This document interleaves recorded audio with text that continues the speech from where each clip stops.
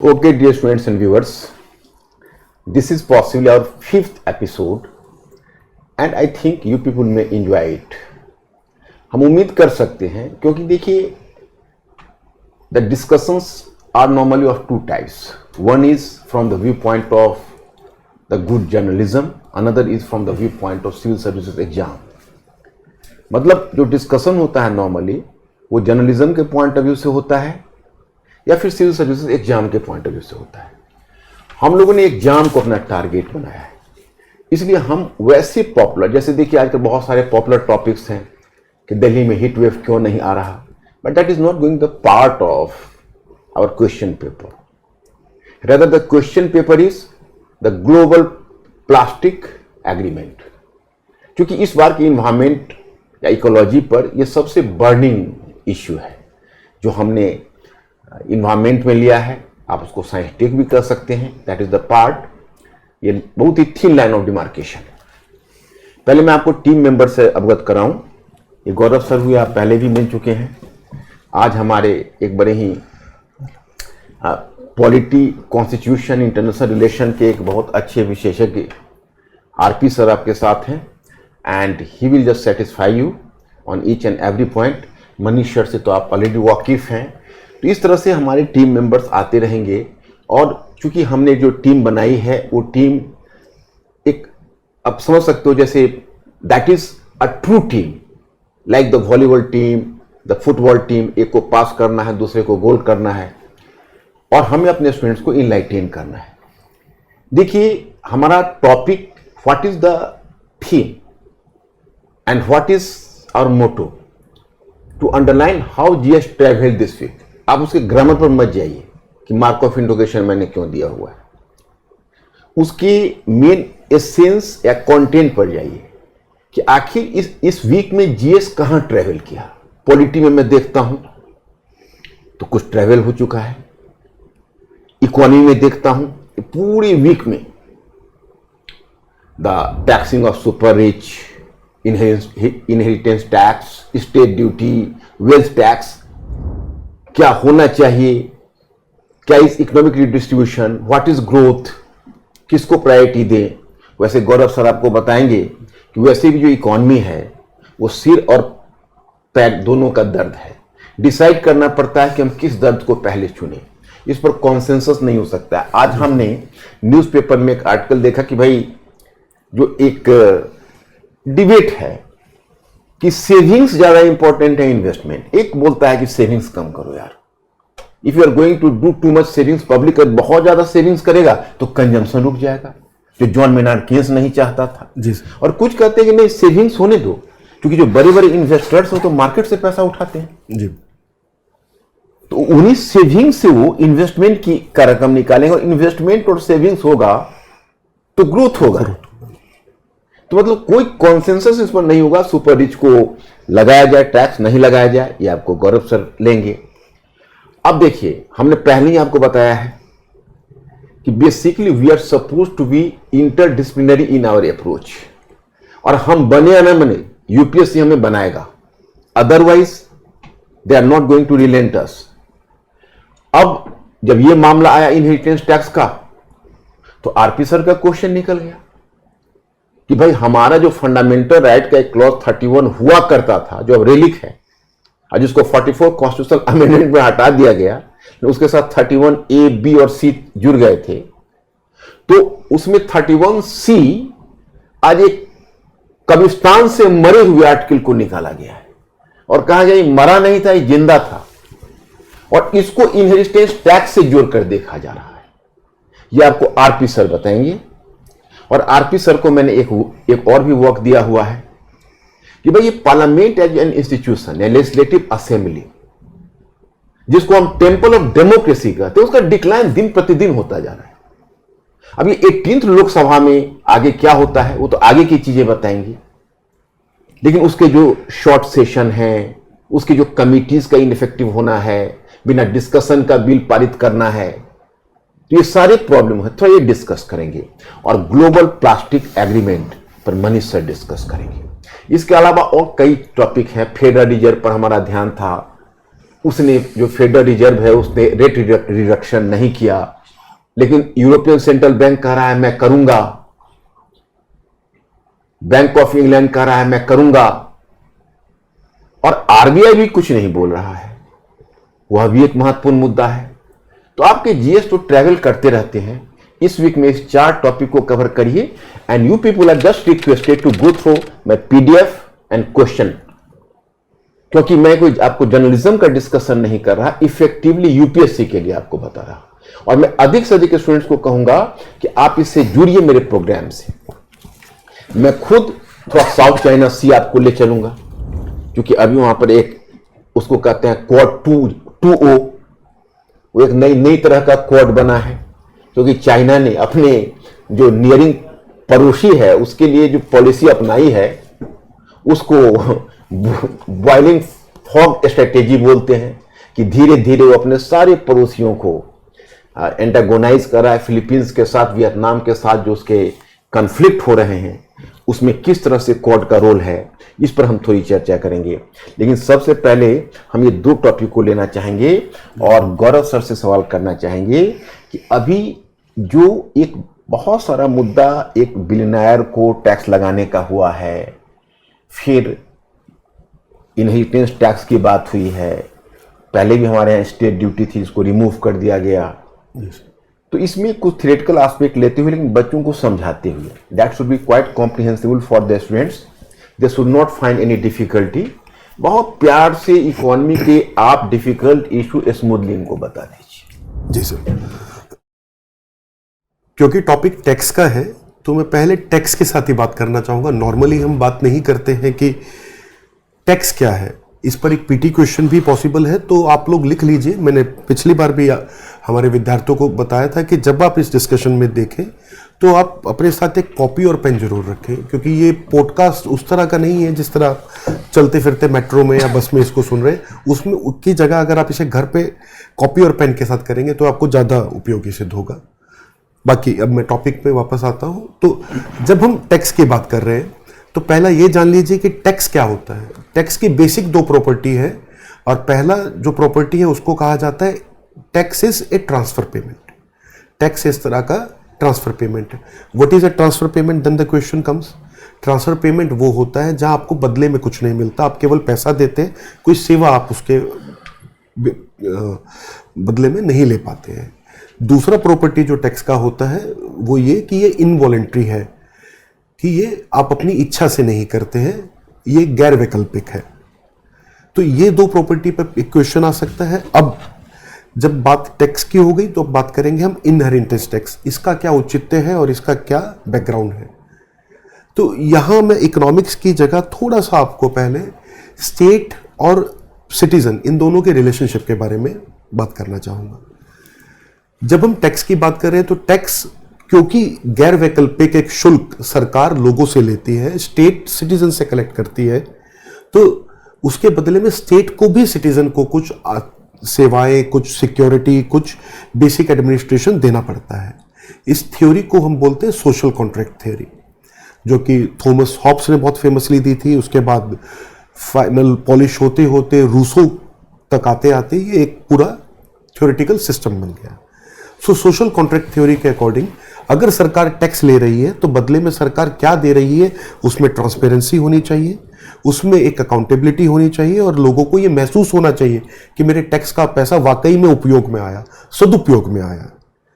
जहां लोगों के अंदर ये भावना रहेगी कि लोग चोरी कर ले जाते हैं, अफसर चोरी करता है, सरकार चोरी करती है, या मेरे टैक्स का पैसा का दुरुपयोग हो रहा है, वहां लोग टैक्स कम देते हैं। इसी कारण से जितनी भी डेवलपिंग कंट्रीज हैं वहां टैक्स टू जीडीपी रेशियो केवल 10 से 15% के बीच में है, या 20% तक अधिकतम, जबकि डेवलप्ड कंट्रीज में ये टैक्स टू जीडीपी रेशियो 30 से 40% है, जबकि टैक्स रेट दोनों जगह लगभग सेम है। अब हम भारत की स्थिति की बात करेंगे। भारत का जो टैक्स सिस्टम है इसमें अगर हम देखें तो 5% लोग केवल भारत में टैक्स फाइल करते हैं, और उसमें जो वाकई में टैक्स पे करते हैं, जो अदायगी करते हैं कर की, उनकी संख्या केवल 2% या उससे भी कम है। तो एक बहुत छोटा मिडिल क्लास या अपर मिडिल क्लास ही इंडिया में टैक्स का वहन करता है। मैं डायरेक्ट टैक्स की अभी बात कर रहा हूं। इनडायरेक्ट टैक्स भी सब पर लगता है, किंतु उसमें भी 80% लायबिलिटी टॉप 5% पे आती। तो एक 5% जनसंख्या भारत में ऑलरेडी ओवरबर्डन है। हमारा टैक्स टू जीडीपी रेशियो कम है, किंतु वो क्योंकि केवल 5% जनसंख्या से अधिकतम लिया जा रहा है, उसका भार एक वर्ग पर अधिक है। अब क्या हम आगे टैक्स लगाएंगे, क्या हम उनको बाकी जनसंख्या तक पहुंचा पाएंगे? क्या हम जो टैक्स लगा रहे हैं उसको हम इन्हीं लोगों से कलेक्ट करने वाले हैं? ये बड़ा इंपॉर्टेंट क्वेश्चन हो जाता है। तो इन सब क्वेश्चंस के बीच में अब हम इनहेरिटेंस टैक्स को डिस्कस करेंगे। इसीलिए मैंने आपको ये बैकग्राउंड दिया ताकि आप ब्रॉडर एस्पेक्ट समझ सके कि टैक्स लगा देना या ना लगा देना इतना आसान चीज नहीं है कि आज हम सोचें कि ये टैक्स लगा दी। टैक्स को जस्टिफाई करना, टैक्स को लोगों के बीच में एक्सेप्टेबल बनाना, ये भी उतना ही इंपॉर्टेंट है। अब जब हम इनहेरिटेंस टैक्स की बात कर रहे हैं तो इनहेरिटेंस टैक्स में 3 फंडामेंटल इशू है। एक तो है इंटरजेनरेशनल इक्वालिटी, जिसको आजकल पर्यावरण के पहलू से भी अधिक देखा जाता है कि क्या हम अपनी आने वाली जनरेशन के लिए कुछ छोड़ने वाले हैं, क्या हम उनको वही प्रोवाइड करने वाले हैं जो हमें आज मिल रहा है, या हम उनके लिए कुछ अधिक छोड़ने वाले हैं। तो इसी कारण से हम क्लाइमेट चेंज और ये सब विषय पर भी बात करते हैं। किंतु इकोनॉमिक्स में जब हम इसकी बात करते हैं तो हम ये कहते हैं क्या जो ग्रोथ आज है वो कल भी रहेगी? क्या हमें ग्रोथ का ऐसा मॉडल लेना चाहिए जो निरंतर चलेगा, भले ही वो ग्रोथ कम स्पीड पर हो किंतु वो निरंतरता से रहे? तो इस तरह के इसमें हमारे सामने चैलेंज रहते हैं और सरकार के लिए कभी भी आसान चॉइस नहीं होती। जैसा सर ने शुरू में भी कहा कि इकोनॉमिक्स में कोई भी चॉइस आसान नहीं है। तेजी से विकास करना मतलब हम तेजी से गरीबी को कम कर पाएंगे, किंतु विकास की गति कम कर देना और उसको ज्यादा स्टेबल बनाना मतलब हम लंबे समय तक विकास करेंगे। तो क्या हम आज की जनरेशन के लिए अधिक तेजी से ग्रोथ चाहते हैं या हम आने वाली पीढ़ी के लिए चाहते हैं? ये भी इसमें एक इंपॉर्टेंट क्वेश्चन है। तो इनहेरिटेंस टैक्स अगर लगेगा तो वो आज की पीढ़ी के लिए ग्रोथ को कम कर देगा, क्योंकि वो जो पैसा है वो आज की कंजम्पशन में से जब हटेगा, आज की सेविंग्स में से कम होगा, तो वो ग्रोथ रेट को रिड्यूस करेगा। लेकिन कहीं वो आने वाली जनरेशन के लिए एक फेयर अपॉर्चुनिटी क्रिएट करेगा? तो ये एक बड़ा इंपॉर्टेंट चैलेंज है। हम किसको तरजीह देंगे, हम किसको वरीयता देंगे? एक बीच में इंटरप्ट करना चाहूंगा जी सर। जैसे एक आर्गुमेंट अरुण जेटली ने भी ये बात कही थी कि भाई अमेरिका में बहुत सारा फिलेंथ्रोपिक कैपिटलिस्ट इसलिए पैदा हो जाता है कि वो तो समझता है कि जो हमारी जो प्रॉपर्टी है उसका that was the 55% property we have to part with as a tax to the government. So it is better कि मजबूरी का नाम महात्मा गांधी है, चलो हम इसको डोनेट ही कर देते हैं, तो कुछ तो ऐसा हम कर सकते हैं। तो अरुण जेटली ने उस वक्त सवाल उठाया था कि हमारे यहाँ हॉस्पिटल्स को या इस तरह के बहुत सारे वेलफेयर है, वो कहीं पर जो डोनेशन होना चाहिए वो नहीं होते हैं। व्हाई? तो द रीजन बीइंग कि here the actually in among the people the sense is prevailing कि all the property should be just inherited to our successors, legal successors. मतलब बाप मान लेता है कि भले ही मुझे मेडिसिन ना लेना पड़े लेकिन मैं अपने बच्चों के लिए प्रॉपर्टी छोड़ूं। तो जब अगर प्रॉपर्टी टैक्स लगता है तो कुछ उसे फिलैंथ्रोपी तो बढ़ेगी। इस पर आप न्यूट्रल विचार, अपना विचार बताएं। जी सर। सर अरुण जेटली जी ने जब ये विषय रखा था तो वो CSR, कॉर्पोरेट सोशल रिस्पॉन्सिबिलिटी के कॉन्टेक्स्ट में रखा था। पहले कॉर्पोरेट सोशल रिस्पॉन्सिबिलिटी वैकल्पिक होता था कि आप 2% करिए, किंतु बाद में इसको कानूनी रूप से बाध्य किया गया तो उसके जस्टिफिकेशन के तौर पर यह बात उस समय आई थी। अब जब हम आज के परिप्रेक्ष्य में इसको देखेंगे तो हमें यह समझना पड़ेगा कि अमेरिका के जो बड़े बड़े बिलियनियर शुरू से, चाहे रोथस्चाइल्ड हो, चाहे वो यूरोप में नोबल्स फैमिली हो, और चाहे वो और भी कोई व्यक्ति हो, इन सब ने अपने जीवन में भले कितने भी बुरे कार्य या क्वेश्चनेबल कार्य किए हो, किंतु बाद में सबने फिलैंथ्रोपिक ट्रस्ट बनाए। और उस फिलैंथ्रोपिक ट्रस्ट को आज भी कौन चला रहा है? उन्हीं की आने वाली पीढ़ियां।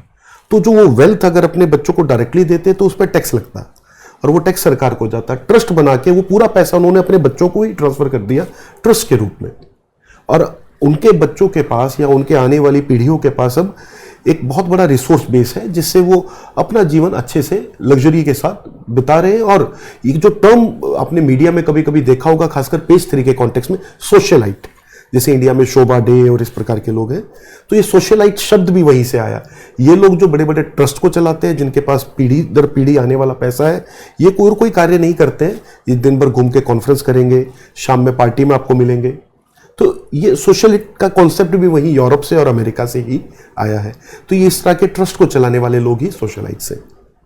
अच्छा, एक चीज मैं ये आपसे सवाल करना चाहूंगा कि ऐसा भी हो सकता है जैसे जब आप कहते हैं इनहेरिटेंस टैक्स, स्टेट ड्यूटी, तो उसकी जो प्रॉपर्टी है उसमें उसका जो इन्वेस्टेबल मनी है, उसका जो इंफ्रास्ट्रक्चर है, that is playing pivotal role in production. Exactly. तो वो सब कुछ है, तो इसमें इंसान उसको लिमिट करना चाहेगा कि हमें ज्यादा इनहेरिटेंस टैक्स आगे ना देना पड़े, और उसको लिमिट करना चाहेगा, तो क्या इसका फ्यूचर इन्वेस्टमेंट पर इंपैक्ट पड़ सकता है? जी सर, जी सर। सर मैं इसको एक पॉइंट बैकग्राउंड में जाके फिर इस टॉपिक पे आ रहा हूँ। हमने अभी जो इनहेरिटेंस टैक्स पे बात की उसमें हमने इनहेरिटेंस टैक्स के फेवर में कुछ बातें की। मैं इसको डिस्कशन को कंप्लीट कर देता हूँ और फिर मैं सर के प्रश्न पे आता हूँ।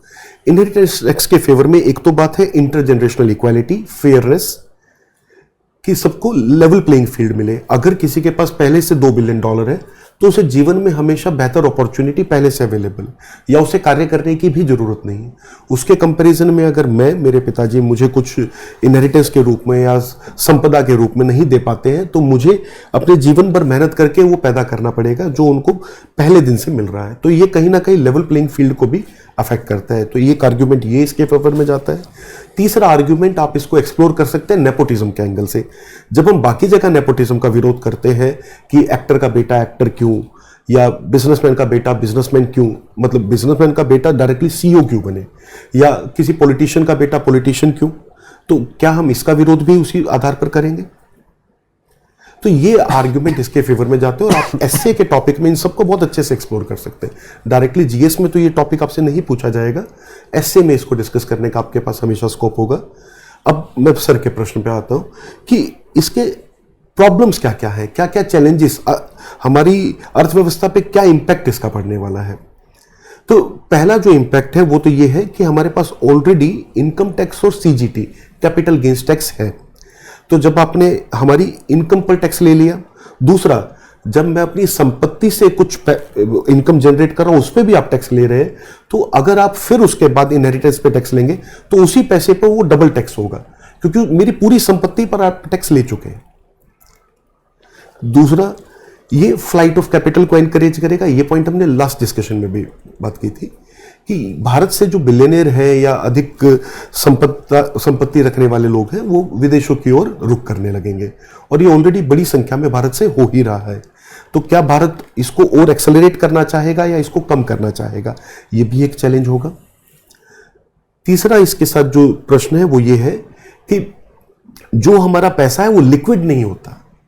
जो अगर हम कहते हैं किसी बिलियनियर जैसे मुकेश अंबानी जी के पास अगर $50 बिलियन है, तो $50 बिलियन वो कैश नहीं रखा है। $50 बिलियन उनकी फैक्ट्रियों की वैल्यू है, उनके ऑफिस की वैल्यू है। उस पैसे से सारा बिजनेस डेवलप हो रहा है, उनके एम्प्लॉयज को सैलरी मिल रहा है। अगर मुकेश अंबानी जी अपने पुत्रों को वो संपत्ति या अपनी सुपुत्री को वो संपत्ति आगे देते हैं और उस पर टैक्स लगता है, अगर हम उस पर 55% टैक्स लगा देते, तो क्या हम बिजनेस बंद करके वहां से वो पैसा निकालेंगे? तो लिक्विडेशन बोला जाता है। Remarkable point to be noted. Business बंद करके पैसा निकालेंगे, पैसा निकालेंगे कैसे? The money is not liquid. हाँ जी, तो लिक्विडेशन इसमें एक बहुत इंपॉर्टेंट क्वेश्चन है कि पैसा कैश नहीं रहता है। तो ये सबसे बड़ा चैलेंज मुझे लगता है इसके साथ है। चौथा इसके साथ जो प्रॉब्लम है वो ये है, जो मैं पहले ही डिस्कस कर चुका हूं, हमारा टैक्स बेस बहुत छोटा है। क्या उन्हीं 5% लोगों पर ही हम ये डालने वाले हैं? क्योंकि उन्हीं की प्रॉपर्टी के ब्यौरे, उन्हीं की प्रॉपर्टी का रिकॉर्ड भी है। जो इलीगल कॉलोनी में व्यक्ति रहता है उसकी प्रॉपर्टी का वैसे भी रिकॉर्ड नहीं है, ना वो डॉक्यूमेंटेशन में है, तो उस पर तो टैक्स ऐसे भी नहीं लगने वाला। गांव की संपत्तियां, आधी संपत्तियों की जो साइज है या उनका सर्कल वैल्यू है वो भी ऑलरेडी पुअर है, तो टैक्स अल्टीमेटली उसी 5 से 10% पर ही लगने वाला है। तो ये भी एक समस्या है। भारत में जो मध्यम वर्ग है वो पहले ही सरकार से नाराज रहता है, सरकार से थोड़ा खफा रहता है कि हमारे को कोई नहीं पूछता, हम कोई वोट बैंक नहीं है। तो ऐसे में क्या हम उनको और एंटेगनाइज करना चाहेंगे? क्या इससे ब्रेन ड्रेन होगा? तो ये एक प्रश्न है। और एक और जो इसके रिलेटेड चैलेंज है जो सर ने सबसे पहले इंट्रोड्यूस किया, सेविंग्स कम हो जाएंगी। और नेक्स्ट जो चैलेंज है वो चैरिटी ट्रस्ट वाला है। क्या भारत में भी उस अमेरिका स्टाइल में चैरिटी ट्रस्ट बनने लग जाएंगे? और अंतिम इस पे जो हमारा ऑब्जेक्शन है वो एडम स्मिथ के पॉइंट ऑफ व्यू से। एडम स्मिथ ने कुछ टैक्स को लेके प्रिंसिपल्स दिए हैं जिनको उन्होंने कैनन्स कहा है कि कोई भी टैक्स लगाने से पहले हमें कुछ पॉइंट्स चेक करने पड़ेंगे। तो उन्होंने ओरिजिनली 4 ही पॉइंट्स दिए थे, किंतु समय के साथ आने वाले इकोनॉमिस्ट ने, मार्शल हैं या बाकी लोग हैं, उन्होंने डेवलप करके टोटल 8-9 पॉइंट्स बनाए हैं। तो किसी भी टैक्स को हमें उन पॉइंट्स से एनालाइज करना चाहिए।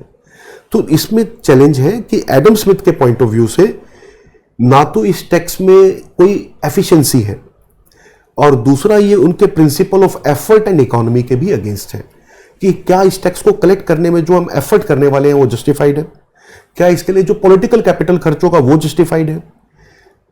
तीसरा, क्या ये टैक्स हम पूरी तरह से कलेक्ट कर भी सकते हैं, क्या इसका डेटा हमारे पास है। और इन्हीं कारणों के कारण हमें जो हमारा एस्टेट ड्यूटी है उसको डिसकंटिन्यू करना पड़ा था। एडमिनिस्ट्रेटिव कॉस्ट ज्यादा होता। जी सर। तो एस्टेट ड्यूटी डिसकंटिन्यू होने का कारण भी एडम स्मिथ के ये सारे प्रिंसिपल्स थे। और रिसेंटली गिफ्ट टैक्स को भी हमने रिफॉर्म किया, हमने मैट को रिफॉर्म किया, हमने बाकी सभी काफ़ी सारे टैक्सेस को रिफॉर्म किया, उसका कारण भी एडम स्मिथ के ये प्रिंसिपल्स हैं। तो हमें इनको भी ध्यान में रखकर हमेशा टैक्स को डिज़ाइन करना पड़ेगा। तो अभी तो खैर ये राजनीतिक रूप से बात हुई है कि 55%, हम नहीं जानते, क्या पता है 10% हो, 15% हो। तो मुझे लगता है अगर बहुत छोटा टैक्स कहीं पर लगता है और हम ये इंश्योर करते हैं कि वो एफिशिएंटली सारी जनसंख्या पर डिस्ट्रीब्यूटेड है except some very poor people, तब शायद इसका कोई औचित्य बनाया जा सकता है, कुछ CSR की तरह 2% इस प्रकार से कुछ। किंतु सरकार को इसको लेकर काफी जस्टिफिकेशन जनता को देना होगा, ये जनता को अनुभव कराना होगा कि आपके पैसे का सदुपयोग हो रहा है।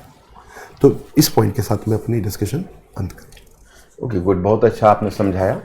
कुछ क्रिटिक्स यहाँ तक कहते हैं, मैं आपसे शेयर करना चाहूँगा, आप एक्सपर्ट हैं, आपको एक्चुअली कुछ क्रिटिक्स यहाँ तक कहते हैं कि देखो भाई, अब साउथ अफ्रीका और USA जैसे कंट्रीज की बात मत करिए, वो वहाँ पर बहुत जो रिच पीपल हैं और पर कैपिटा इनकम बहुत ज़्यादा है, इंडिया में कम है, और यहाँ पर सोशल सेफ्टी कम है, इंश्योरेंस वगैरह लोगों के पास बहुत ही कम है। तो सबसे बड़ा इंश्योरेंस होता है पेरेंटल प्रॉपर्टी। तो कहोगे भाई, वो जो कहा कि गाली तुम्हारे साथ तो जीने के लिए बहुत है, हमारे पास तो सिर्फ एक ही है, वो भी छीन लोगे तो बचेगा क्या। तो वो जो हमारे जो इनहेरिटेंस है वो छीन लोगे इंडिया में, तो अपने इनहेरिटेंस के लिए, और इंडिया का एक इंडियन का मेंटेलिटी होती है कि अपने फैमिली ज्वेलरी को भी बहुत संभाल के रखते हैं, जनरेशन टू जनरेशन ले चलते हैं। तो ये बहुत ही एक अनपॉपुलर स्टेप होगा, हम समझते हैं। जी सर। तो चलिए इसी के साथ, लेकिन अब हम RP सर से कहेंगे, ये बहुत पॉलिटी और कॉन्स्टिट्यूशन के बहुत बढ़िया एक्सपर्ट है और आप खुद ही सुनेंगे। एक ये मुद्दा तो इकोनॉमी का था, जो गौरव सर ने आपको बहुत अच्छे से एक्सप्लेन किया, आप लोग नोट डाउन कर रहे होंगे जैसा कि उन्होंने सजेस्ट किया। But now ball is in the court of mister RP sir, and the problem being कि here we need some interdisciplinary approach. Economy ने अपना काम कर दिया, अब पॉलिटिक्स शुरू हो गया, क्योंकि जिस समय ये जो इनहेरिटेंस टैक्स है, स्टेट ड्यूटी की बात हो रही है, यह नेहरूवियन मॉडल का हैंगओवर है, और है तो USA में है, लेकिन वो नेहरूवियन मॉडल का हैंगओवर है कि भाई किसी के पास बहुत ज्यादा प्रॉपर्टी ना हो। तो जब हमारा कॉन्स्टिट्यूशन बना था तो हमारे कॉन्स्टिट्यूएंट असेंबली में डोमिनेंस था सोशलिस्ट थिंकर्स का। तो हमने जो डायरेक्टिव प्रिंसिपल्स बनाए उसमें इकोनॉमिक रिडिस्ट्रीब्यूशन को बहुत ज्यादा इंपॉर्टेंस दे दिया, आर्टिकल 39 BC को। और इधर फंडामेंटल राइट्स में जो आर्टिकल 31 रखा गया, बेसिकली वल्लभ भाई पटेल के जोर से रखा गया, और उस समय पंडित जवाहरलाल नेहरू इसको नहीं चाहते थे, इसलिए इसका सर्वाइवल भी नहीं हुआ। इसका तो 31 आर्टिकल 31 जो राइट टू प्रॉपर्टी है, उस पर पहला अटैक हुआ था वो फर्स्ट कॉन्स्टिट्यूशनल अमेंडमेंट में। तो उसके बाद खैर चलिए आपको RP सर बताएंगे कि एक 31C करके आर्टिकल 25 कॉन्स्टिट्यूशन अमेंडमेंट के बाद आया था, लग गया था मिड प्राय था, हम लोग भूल चुके थे। शायद आप लोग कॉन्स्टिट्यूशन पॉलिटी पढ़ते होंगे तो 31C को आपको याद नहीं करता होगा क्या सर? आपको तो पढ़ाने का एक्सपीरियंस है, 31C को आप याद करते हैं आपके बच्चे? आप क्लास में तो पढ़ाते हैं। अच्छा हाँ, आप लोग पढ़ाते हैं। तो अब लगा कि चलो डिफंक्ट है, आज फिर वो पुनर्जीवित होके आ गया है, और उसका 39 BC जो आपका डायरेक्टिव प्रिंसिपल्स है उसे रिलेशनशिप किया जा रहा है, और उसकी जड़ यही इनहेरिटेंस टैक्स में है। तो आप जरा इसको सिंप्लीफाई करके स्टूडेंट जी प्लीज। देखिए, अब UPSC में इस टॉपिक को समझने के लिए हमें इस पूरे संविधान में इसका पूरा स्कीम ऑफ थिंग क्या है उसको एक बार जानना जरूरी है। ठीक है, भारत जब स्वतंत्र हुआ 1947 में, कॉन्स्टिट्यूएंट असेंबली बनी ही थी, बनाया गया कॉन्स्टिट्यूशन। तो एक चीज़ सबको क्लियर था, वो सोशलिस्ट मॉडल के चलते क्लियर था या गांधीयन मॉडल के चलते क्लियर था, बट इतना बिल्कुल सही था कि जमींदारी ख़त्म होगी, क्योंकि land was the only resource which was suppose to be the community resource. और जब तक ज़मीन का लगभग बराबर बंटवारा नहीं होता है, तब तक ये माना गया कि भारत में जो आर्थिक असमानता है वो काफ़ी हद तक दूर नहीं हो पाएगी। बट इसी के एक जो बिल्कुल काउंटर आर्ग्यूमेंट है, और वो भी उतना ही स्ट्रांग है, कि प्रॉपर्टी और व्यक्ति की जो पर्सनैलिटी है वो दोनों इंटरकनेक्टेड है। जॉन लॉक बहुत पुराना एक थिंकर है, वो बोलता था प्रॉपर्टी इज पर्सनैलिटी, यानी कि अगर किसी व्यक्ति से उसकी प्रॉपर्टी मतलब जो उसकी हो, मेहनत से कमाई हो, लीगली फ्रॉड, ग्रीड या फोर्स से एक्वायर ना किया हो, अपनी मेहनत, टैलेंट, और प्रॉपर्टी में एक और क्वालिटी होनी चाहिए कि वो ऐसा नहीं होना चाहिए कि वो अनयूज्ड या मिसयूज्ड हो रही। अगर प्रॉपर्टी आपकी मेहनत से ली गई है, टैलेंट का प्रोडक्ट है, और आप ओन करते हैं उस प्रॉपर्टी को, तो ये आपके पार्ट ऑफ पर्सनैलिटी बनता है। और जब व्यक्ति से उसकी पर्सनैलिटी यानी कि प्रॉपर्टी को ज़बरदस्ती या अनैतिक तरीके से लिया जाएगा, तो वो पूरा व्यक्ति का व्यक्तित्व ही समाप्त हो जाता है और एक सामाजिक क्राइसिस की तरह एक ये घटना सामने आती है। तो इस बात को हमने मूल अधिकार में लेके आए, क्योंकि मूल अधिकार में हमारे पास आर्टिकल 21 राइट टू लाइफ तो है ही, इसके अलावा स्पेसिफिकली हमने राइट टू प्रॉपर्टी को भी फंडामेंटल राइट की तरह रख दिया था। तो इनिशियली ये लगा कि आपस में इसमें कोई संघर्ष नहीं होगा, लेकिन ऐसा होना ही नहीं था शायद, क्योंकि अंतर्विरोध कॉन्स्टिट्यूशन के कई हिस्सों में होना कोई बहुत आश्चर्य की बात नहीं है। There are many provisions of the constitution which are contradictory to each other. और सबसे पहला कॉन्ट्राडिक्शन आया जमींदारी एबॉलिशन एक्ट होते ही। अब जमींदारी एबॉलिशन एक्ट जब संसद ने पास किया, तो उसके बाद सभी राज्यों को एक छूट दी गई पंचायती राज एक्ट की तरह, कि वो लोग अपना अपना भी जमींदारी एबॉलिशन एक्ट बनाएं, क्योंकि इसका इनेबलिंग क्लॉज तो पार्लियामेंट ने दे दिया, लेकिन इम्प्लीमेंटेशन का आभार राज्यों पे छोड़ दिया गया। तो बिहार जमींदारी एबॉलिशन एक्ट आया, और उसी समय 1950 में सुप्रीम कोर्ट में article 31 right to property fundamental right को आधार बना के बहुत फेमस दरभंगा नरेश ने केस किया, और वो जीत गए। जीतते ही ये हुआ कि राइट टू प्रॉपर्टी सैक्रोसैंक्ट कहा सुप्रीम कोर्ट ने, और ये कहा कि Bihar zamindari abolition act due to certain provisions which are unreasonable in nature, वो युक्त नहीं है, उनको तार्किक नहीं माना गया, बिहार जमींदारी एबॉलिशन को असंवैधानिक घोषित किया गया। अब वहाँ से एक चेन रिएक्शन शुरू हुआ जो अभी तक चल रहा है, जिसमें वर्तमान समय में भी सर सुप्रीम कोर्ट में 9 जजों की बेंच बैठी है, और ये इस पे निर्णय देने जा रहे हैं वो लोग भारत के इतिहास में पहली बार कि क्या प्राइवेट प्रॉपर्टी भी कम्युनिटी यानी कि जमींदारी वाले स्टेट की तरह देखा जाए क्या, अगर सरकार को आवश्यकता है या उसको ऐसा लगता है। तो ये बहुत बड़ा प्रश्न है, प्रश्न मूव कर गया है हमको। और रामेश्वर सिंह केस हुए 1950 का केस है, उसको केस हुए 75 साल हो गए हैं। तब तो ये डाउट था कि जमींदारी वाली जमीन लें कि ना लें, अब ये डाउट है कि पर्सनल प्रॉपर्टी लें कि ना लें, और उसका स्कोप क्या होगा। तो 1950 वाले केस के तुरंत बाद ही भारतीय संसद ने फर्स्ट अमेंडमेंट एक्ट पास किया और आर्टिकल 31A और 31B इंक्लूड किया, और उसमें बोला कि ठीक है ज़मीन ली जा सकती है, खासतौर से एंसेस्ट्रल और जो जमींदारी और स्टेट ESTATE बोलते हैं, तो वो लैंड नहीं है, वो स्टेट है। तो अगर किसी का ऐसा एंसेस्ट्रल प्रॉपर्टी लैंड फॉर्म में है, तो उसको लेने में अगर नेशनल रिसोर्स की तरह सरकार देखती है, तो आर्टिकल फंडामेंटल राइट्स के स्पेसिफिकली 14 और 19 कोई बाधा उत्पन्न नहीं करेंगे। लेकिन इससे बात बहुत बनी नहीं, क्योंकि उस समय बहुत सारी, चूँकि आज़ादी के पहले से ही प्राइवेट सेक्टर काफ़ी मुखर था, और नेहरू जी की मिक्स्ड इकोनॉमी में वो आगे ही बढ़ रहा था, पीछे नहीं जा रहा था। लेकिन 1960 के दशक में एक कुछ घटनाएं हुई, जिसमें 1969 का MRTP एक्ट सबसे इम्पोर्टेंट है। और MRTP एक्ट आते ही सरकार का कुछ एडिशनल फोकस हो गया कि कैसे हम गरीबी हटाओ और सोशलिज्म को थोड़ा और हार्ड फॉर्म में कैसे लागू करें।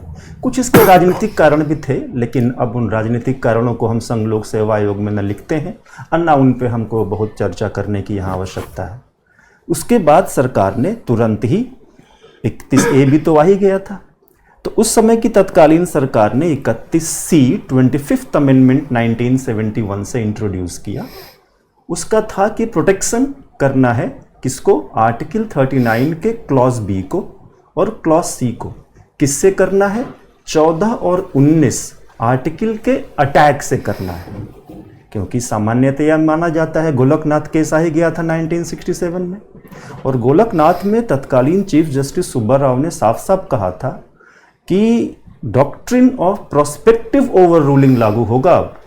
इसका मतलब ये हुआ कि आज ही नहीं, आज के बाद से किसी भी फंडामेंटल राइट पे कोई भी चुनौती अगर दी जाती है तो हम उसे आज ही शून्य घोषित करते हैं। केस लाने की जरूरत नहीं है, मतलब भविष्योन्मुख ही था ये। दैट इसीलिए इसको कहते हैं doctrine of prospective over ruling. अब जब गोलकनाथ आ गया तो ये लगभग इम्पॉसिबल हो गया संवैधानिक रूप से कि इस चीज़ को परिवर्तन किया जाए, तो संविधान संशोधन की जरूरत पड़ी और इसीलिए 31C आया कि 39B और C को बचाते हैं 14-19 के अटैक से। तो उसके बाद से फिर इस चीज़ को चलना शुरू हुआ। फिर जो इतिहास इसका आगे चलते रहे, जो वर्तमान समय में आया है कि जो मेन है कि the community resources of the society should subserve the common good. जो हमारे 39B का जो शब्दावली है, जो उसका मतलब है कि जो भी राष्ट्रीय रिसोर्स हैं, कम्युनिटी सामुदायिक रिसोर्स हैं, उनका प्रयोग इस तरीके से होना चाहिए कि समाज के सभी लोगों के लिए वो बराबर अवसर उत्पन्न करें। अब आपने देखा होगा 2G स्पेक्ट्रम बटा 3G स्पेक्ट्रम बटा, उस पर भी केस हुआ था, लेकिन वहाँ सरकार अपना केस क्यों जीत गई? क्योंकि सरकार ने बोला कि हमने मिनिमम या बिना लाइसेंस फी के first come first serve basis पे जो ऑक्शन किया है 2G का, वो इसलिए किया है कि जो टेलीफोन रेट रहे, इंटरनेट रेट रहे, वो सस्ता रहे। तो हम ही अगर लाइसेंस में ज़्यादा फीस लेंगे तो आगे आने वाली जो कंपनी है उसका रेट और महंगा होगा, तो हाउ विल इट सब सर्व द कॉमन गुड? तो हमने तो एक राष्ट्रीय रिसोर्स का बंटवारा किया है, तो और ये बंटवारा इसको हम गलत नहीं कह सकते, इसलिए कि हम परसेप्टिव लॉस में हैं, क्योंकि ये समुदाय का रिसोर्स है और हमने उसके लिए बांटा है।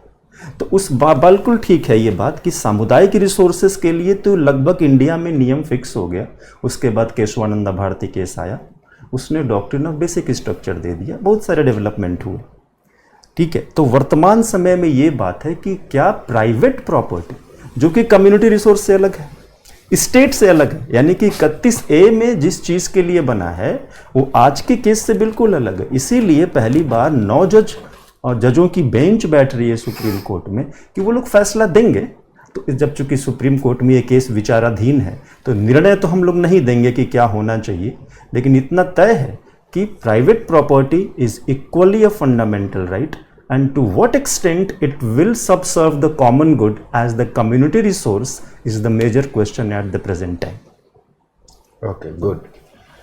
बहुत अच्छा एक्सप्लेन किया, लेकिन मैं my students here I have to request you one thing for the study of the basic study. The study has provided you the 3 different stages of the courses. First is the basic foundation, then advance foundation, then super stage. ये जो हमारा discussion है ये इसके 2 objective हैं. जैसे आपका जो स्टैटिक है, हम मान के चलते हैं कि वे स्टूडेंट जो स्टैटिक पढ़ चुके हैं वे स्टैटिक के साथ इसको लिंक करेंगे. और जैसा कि आपको गौरव सर ने आपको एडवाइस किया कि पेन पेपर लेके बैठिए, इसेंशियल पॉइंट को नोट करिए, और मेरा पीडीएफ भी है और पीडीएफ के साथ हमने क्वेश्चन भी दिया हुआ है. आप हर वीक में अपडेट करिए कि how GS travelled this week. Then the question arises, is it not useful for those students who have just started the preparation? Equally useful. क्योंकि जो हमें याद है, हम भी कभी स्टूडेंट रहे, हमें से सभी लोग कभी स्टूडेंट रहे हैं. आज भी स्टूडेंट्स के क्वेरीज डेली बेसिस पर आते हैं कि सर करंट में समझ में ही नहीं आता है कि हमारे लिए क्या इंपॉर्टेंट है, क्या अनइम्पॉर्टेंट है. उनको सारे न्यूज इंपॉर्टेंट लगते हैं. और शुरू में क्या ट्रेजेडी होती है जी, मनीष सर आपको पता होगा कि जब स्टूडेंट्स आते हैं तो वो 2 to 3 आवर्स पेपर ही उलटते रह जाते हैं। उनको लगता है कि सिविल सर्विस का मतलब है कि 3 घंटे पेपर पढ़ो, लेकिन what is useful for them and what not, that is a very pertinent question. तो जो फ्रेशर हैं उनके लिए प्रोग्राम इसलिए यूजफुल है क्योंकि इससे आपको एक पेपर पढ़ने का, that will inculcate your interest into the newspaper and you can very well make a distinction between कि what is useful for you and what is not. तो पहली बात तो मैं कहूं कि इसीलिए बेसिक वाले में अभी आपको आरपी सर ने बहुत अच्छे ढंग से समझाया। जैसे आर्टिकल 31C जो कि आर्टिकल 31 के साथ आया, ओरिजिनल आर्टिकल तो नहीं रहा, उसके बहुत सारे सब्सिडियरीज रह गए, तो इन्होंने उसको डायरेक्टिव प्रिंसिपल्स के 39BC से जोड़ा। लेकिन एक जो सबसे इंपॉर्टेंट चीजें, 2 चीजें यहां आपको नोट करने वाली थी, मुझे लगता है आपने नोट किया होगा। एक, जो 21st कॉन्स्टिट्यूशन अमेंडमेंट जो आया था, जिन्होंने 1971 बताया, उससे पहले गोलकनाथ केस 1967 आ चुका था, एम आई राइट जी। और गोलकनाथ केस का चुका था कि फंडामेंटल राइट्स को आप नहीं छेड़ सकते। और 1971 में जब इन्होंने ये दे हैव लेजिस्लेटेड, मतलब that was the government legislated it, तो ये फंडामेंटल राइट्स के घेरे में था क्योंकि इंक्रोचमेंट 1419 का कर रहा था, तो उस समय तक ये वाइड था क्योंकि पहले ही सुप्रीम कोर्ट इस पर अपना डिसीजन दे चुका था। लेकिन 1973 में जब केशवानंद केस में कहा कि नहीं, यू कैन मतलब make amendment in fundamental rights but you can not alter the basic structure of the constitution. तो मतलब ये तय हुआ कि फंडामेंटल राइट्स का इनक्रोचमेंट ही अपने आप में, मतलब ऐसा नहीं है कि वो वाइड हो जाएगा, लेकिन बेसिक स्ट्रक्चर को नहीं छेड़ना चाहिए। तो आरपी सर, मेरा मानना यहां पर सही है, जो स्टूडेंट्स को जानना चाहिए कि 1973 के केशवानंद केस ने चूंकि 31C को बेसिक स्ट्रक्चर के तहत नहीं रखा, इसलिए फिर वो रिवाइव कर गया कि वे फंडामेंटल राइट्स को इनक्रोच कर भी रहा है, तभी इट शुड सर्वाइव। और जो मिनर्वा मिल्स केस 1980 था, उसमें कहा कि दोनों का हार्मोनियस रीडिंग होना चाहिए, फंडामेंटल राइट्स और डायरेक्टिव प्रिंसिपल्स का। तो मिनर्वा मिल्स केस ने भी स्पष्ट कर दिया कि देखो भाई, 39BC के खातिर अगर आप 31 आर्टिकल को छेड़ रहे हो तो वो छेड़छाड़ बर्दाश्त हो सकता है।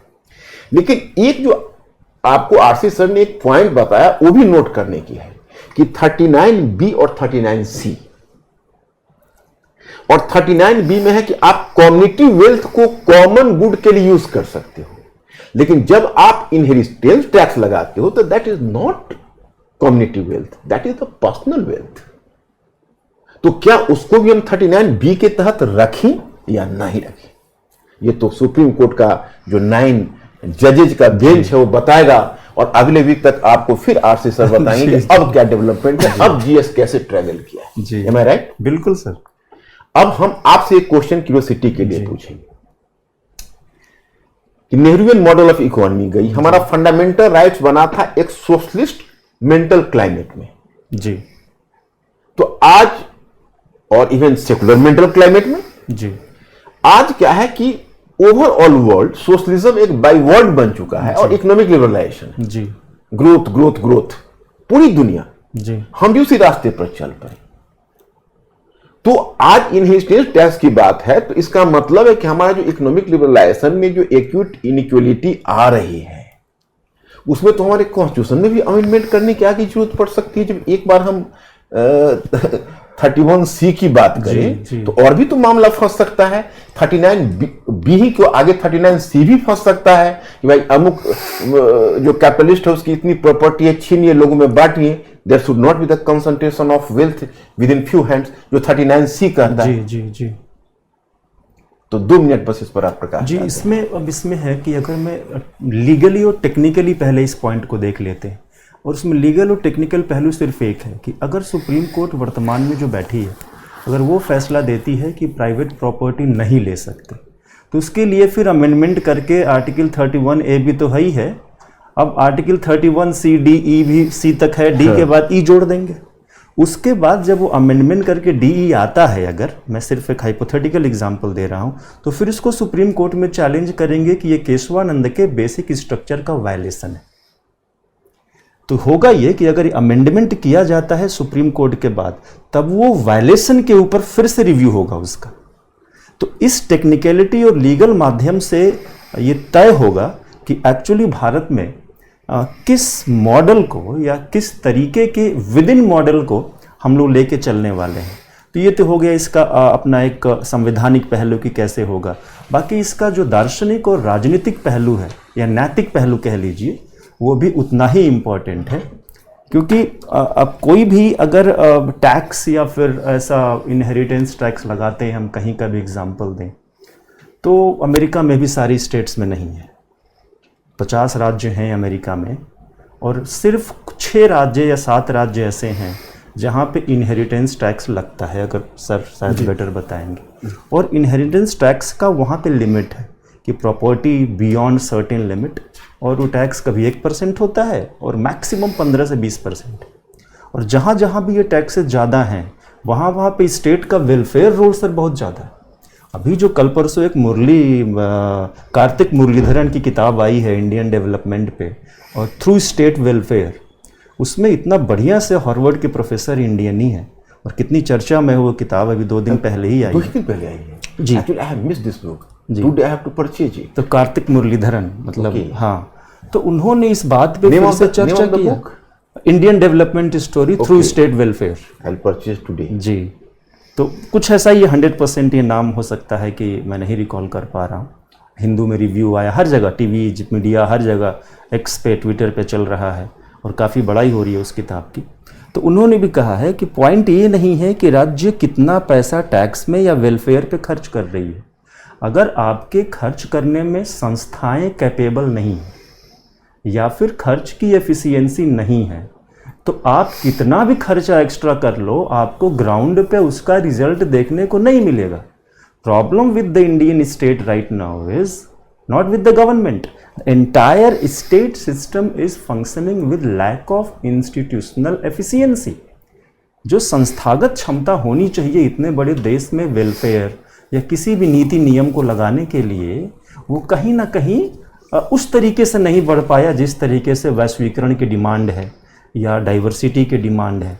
तो इस पहलू पे भी इक्वली ध्यान देने की ज़रूरत होगी।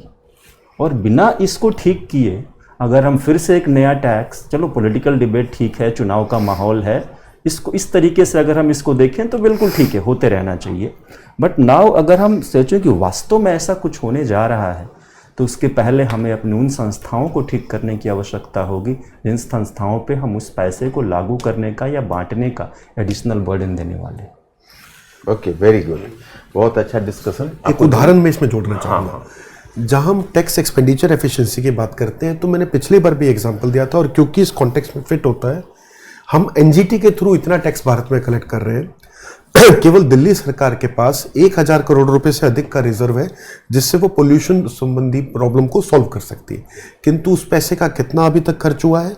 केवल 5-7 करोड़। 99.5% पैसा उसमें अभी भी खर्च नहीं हुआ है। और केवल एक एग्जाम्पल, इस तरह के बहुत एग्जाम्पल हैं जहाँ हमारे यहाँ मार्च रश एक टर्म होता है कि सभी सरकारी डिपार्टमेंट मार्च में आके अपना खर्चा बहुत तेजी से बढ़ाते हैं क्योंकि उन्हें इस साल का एक्सपेंडिचर टारगेट पूरा करना है। कॉलेज में अचानक चेयर आने लगती हैं, अचानक से पोडियम आ जाते हैं, या इंफ्रास्ट्रक्चर पे अननेसेसरी खर्च होता है क्योंकि सारा साल खर्चे को एक साल हम नहीं कर पा रहे। तो इस पर हमें बहुत अधिक ध्यान देने की जरूरत है। ओके, बहुत अच्छा। और मैं आपको बताऊं माय फ्रेंड्स कि एक्चुअली आज तो मैं आरपी सर को एक दूसरा वक्त देने वाला था, लेकिन मामला कुछ हुआ कि मुझे चेंज करना पड़ा टॉपिक, क्योंकि मैं आपको पीडीएफ फॉर्म में भी देता हूं। That's why here I have to inform you it is to not create any sort of dichotomy in your mind. Actually today's selected topic was the decline of parliament, लेकिन जो inheritance tax जो गौरव sir को discuss करना था उसका relationship article 31C से इतना था कि मैंने इस टॉपिक लास्ट मोमेंट में चेंज कर दिया। तो आपके जो पीडीएफ फॉर्म में है वो आप वही टॉपिक है, decline of parliament, but I just make this topic, we will make this topic discuss the next week. So you people have to wait for the next week. आप जुड़े रहिए हमसे, जून तक हम इस तरह से ओपन देंगे। उसके बाद that will be the part of our you can say educational curriculum, तो हम स्टैटिक के साथ जोड़ कर देंगे। और फिर for Karol Bagh in English medium and Mukherjee Nagar Hindi medium there will be the separate classes for that, English और हिंदी।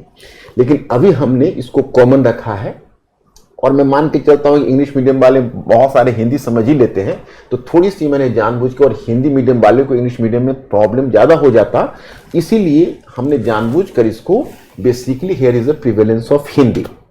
तो इसके लिए आप लोग you should not get upset, और इंग्लिश मीडियम वाले भी अपसेट नहीं होंगे। आपका जो क्लासेस कौलबाग में चलेंगे वो प्योरली इंग्लिश मीडियम में चलेंगे, उसमें आपको उतनी ही हिंदी का सपोर्ट मिलेगा जितना आप चाहेंगे।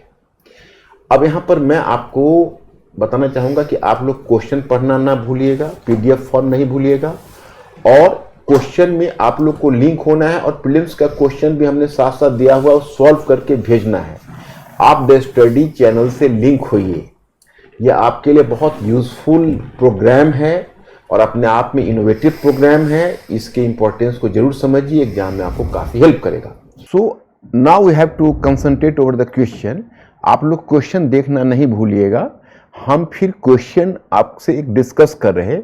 जैसे आपने देखा होगा इकोनॉमी का एक क्वेश्चन जो हमने अभी आपको गौरव सर ने इनहेरिटेंस टैक्स पर जो टॉपिक लिया है, उसमें क्वेश्चन है कि what is the relationship between wealth concentration and economic inequality in India, evaluate the potential of a wealth tax like the inheritance tax in reducing extreme inequality and facilitating more equitable economic growth in India।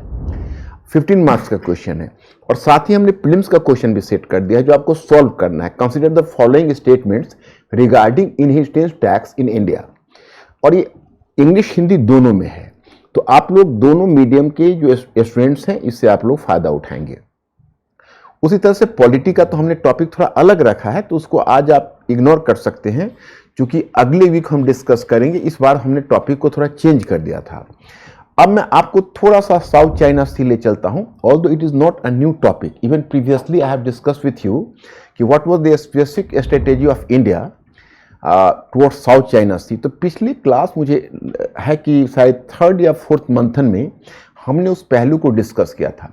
But my friends, आप जानते ही हो कि the how GS travelled this week में, इस week में international relation में वैसा कोई ट्रैवल किया नहीं है। इंटरनेशनल रिलेशन में इस बार का जो बर्निंग इशू है फिर साउथ चाइना सी ही है। इसकी वजह क्या है कि साउथ चाइना सी में आपने देखा होगा कि पहले भी 2 उस तरह के, आप कह सकते हैं कि उसको मिलिट्री ऑर्गेनाइजेशन कहना तो सही नहीं है, क्योंकि बहुत सारे उसको एशियन नेटो भी बोलते हैं, लेकिन क्वाड का आपने सुना होगा नाम, और उसके बाद ऑकस भी फॉर्म हुआ जिसका इंडिया मेंबर नहीं बना था, क्वाड का है। लेकिन अब क्या हुआ कि 2 ऐसे डेवलपमेंट उस रीजन में हुए हैं, एक तो पिछले वीक में हुए हैं और इस वीक में। जैसे पिछले वीक में you will come to know कि there was some trilateral agreement among the 3 countries, USA, Japan and South Korea.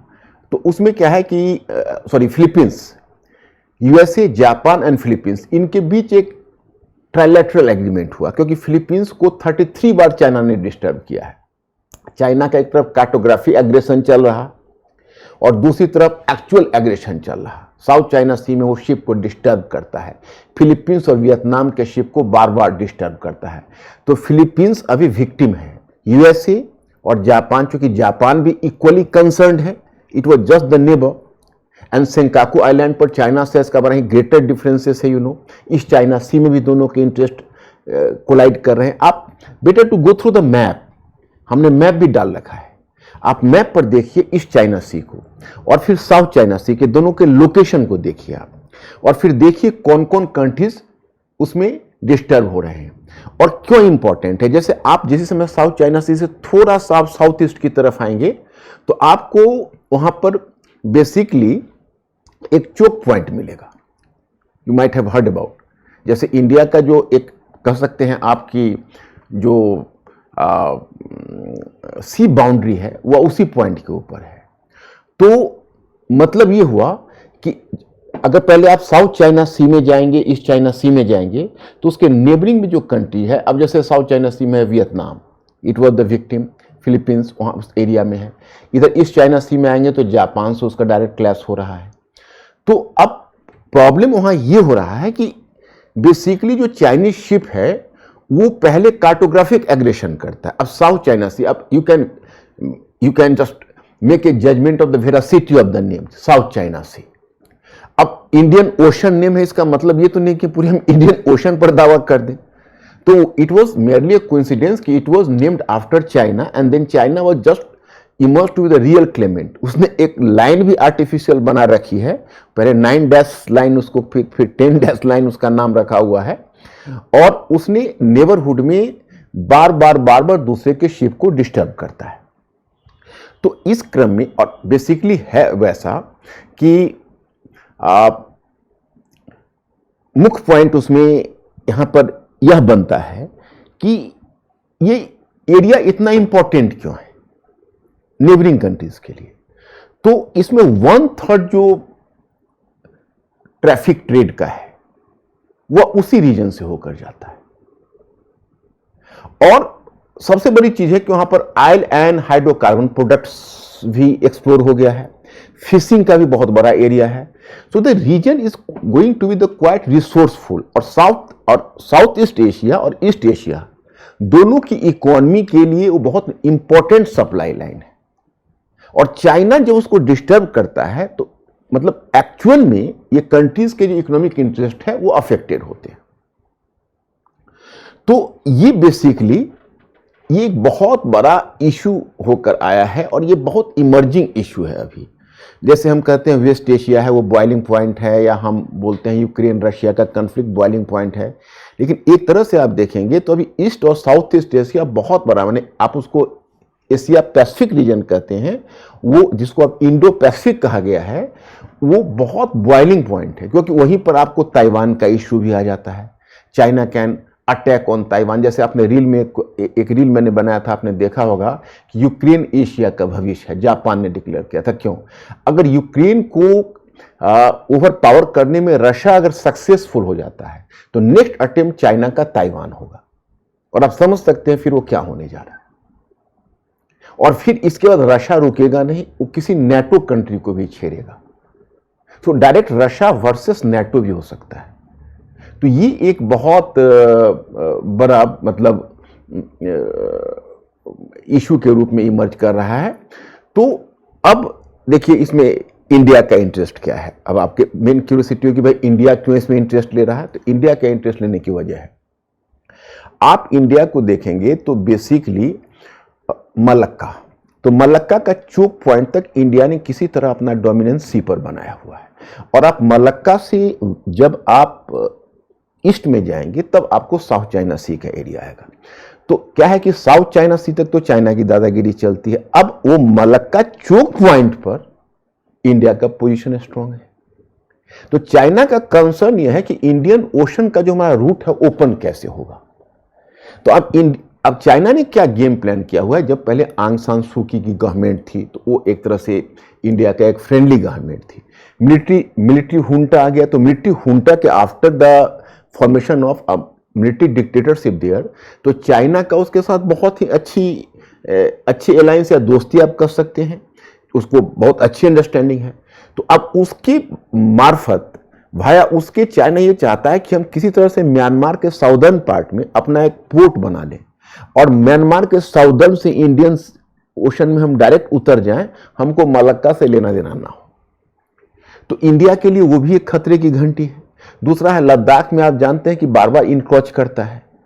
तो इंडिया को लगता है कि offence is the best defence. पिछली बार भी मैंने कहा था कि एस जयशंकर ने पहली बार खुलकर फिलीपींस को सपोर्ट किया, कहा कि हम ओपन सी जो यूनाइटेड नेशंस ओपन सी लॉ है उसका इंडिया सपोर्ट करता है कि ओपन सी पॉलिसी वो हमारी चलेगी। अभी जो रिसेंट में एक डेवलपमेंट हुआ है जो इस वीक में, how GS travel this week, कि एक और क्वाड बना है, दैट इज उसको कहा जाता है क्वाड 2O। क्वाड पहला क्वाड तो आप जानते हैं, क्वाड फर्स्ट O, उसमें इंडिया, जापान, ऑस्ट्रेलिया, यूएसए उसका मेंबर था। अभी जो क्वाड 2O है उस क्वाड का स्टेटस ये है कि India is not a member, India is just watching from outside. इसमें 3 countries Australia, Japan and USA, यह एक तरह से फिलीपींस के साथ आपस में एक सहमति बनाया है। तो कहा जाता है कि ये तीनों और ज्यादा एग्रेसिवली उनको मिलिट्री हेल्प करने के लिए तैयार हैं, इनके साथ एक मिलिट्री अलायंस करने के लिए तैयार है, मिलिट्री ड्रिल करने के लिए तैयार है। और इंडिया का तो थोड़ा आप जानते हैं जो कैलकुलेटिव स्टेप होता है, इंडिया एक्ट ईस्ट में डायरेक्ट चाइना को एंटागोनाइज नहीं करना चाहता, क्योंकि एससीओ का भी मेंबर है इंडिया। तो इंडिया का तो पॉलिसी आप जानते हैं मल्टी अलाइनमेंट, अब नॉन अलाइनमेंट के बजाय हो गए मल्टी अलाइनमेंट। तो अब आप कह सकते हैं कहीं ऐसा तो नहीं है कि पुरानी शराब नई बोतल में है, नॉन अलाइनमेंट ही मल्टी अलाइनमेंट में है। तो इसलिए इंडिया उतना खुल के नहीं आ सकता है। लेकिन हाँ, इंडिया का ये जरूर है कि चाइना को काउंटर करने का सबसे बेहतर तरीका है इंडो पैसिफिक, जिसमें इंडिया पहले की तुलना में ज़्यादा एक्टिव हो रहा है। तो फिलहाल आपको ये जानना चाहिए, इस पर हमने एक क्वेश्चन भी सेट कर दिया है and you people have to go through the question and I believe कि वो आपको क्वेश्चन पर तो प्रैक्टिस करते रहिएगा, क्योंकि उसी के माध्यम से आप हमारे इस ग्रुप से लिंक हो सकते हैं, हमारे साइट से लिंक हो सकते हैं। तो हम आपको इसमें जो क्वेश्चन दिया हुआ है, so please you people are just my friends, you are just supposed to go through the question and try to answer the question। आप ये इसी कंटेंट को पढ़ेंगे, उसी के बेसिस पर आप क्वेश्चन को आंसर करने की कोशिश करेंगे। Discuss the implications of China assertive territorial claims and militarization efforts in the South China Sea for regional stability। How do India's strategic engagement with Southeast Asian nations serve as a counter to China's unlawful assertions। और फिर the project blue whale एक खास term है, prelims के लिए important है आपके लिए। Sometimes mentioned in the news related to ABCD में 4 चॉइस दिया हुआ है। You people will try this question. अब देखिए, अब हम मनीष जी से रिक्वेस्ट करना चाहेंगे। यस, हाँ, हम चाइना और म्यांमार की जब बात कर रहे हैं तो उसका भारत पर जब हम इम्पैक्ट देख रहे हैं तो एक इम्पैक्ट हमारे मणिपुर में डिस्टर्बेंस वाला भी है कि चाइना के थ्रू ही, उसके इन्फ्लुएंस से ही कुछ माइग्रेशन और उसका इंटर रिलेशनशिप हमारे मणिपुर के इंटरनल डिस्टर्बेंस से है। और साथ में रोहिंग्या प्रॉब्लम में भी it is on the guarantee of China, there was an assurance we will block any resolution against UN security council. तो उसी के एम्पावर्ड बेसिस पे ही म्यांमार वो पूरा Rohingya crisis successfully pull up कर पाया। तो ये 2 इंपॉर्टेंट डायमेंशन भी इसमें आपको जोड़ने होंगे। तो मतलब ये है कि अब हम इस इश्यू पर आएंगे और आपने देखा, अब हम मनीष सर से रिक्वेस्ट करेंगे कि ये एक बहुत बर्निंग इश्यू आया है, वो है global plastic agreement. Global plastic agreement तो बहुत पहले हो जाना चाहिए था, but efforts have just started from 2022 onwards. अब देखिए, हम लोग प्लास्टिक के वजन से दब रहे हैं, पूरी दुनिया दब रही है।